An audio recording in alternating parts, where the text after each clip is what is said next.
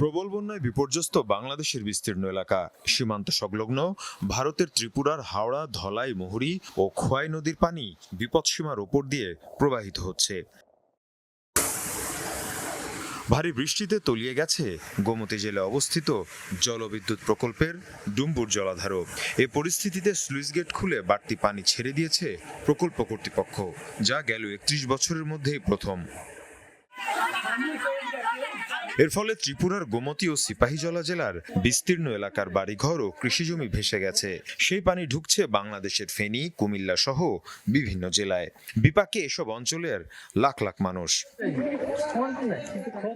ভারতের আবহাওয়া দফতর বলছে, পুরো ত্রিপুরা রাজ্যেই আগামী দুদিন ভারী থেকে অতি ভারী বৃষ্টিপাতের শঙ্কা রয়েছে।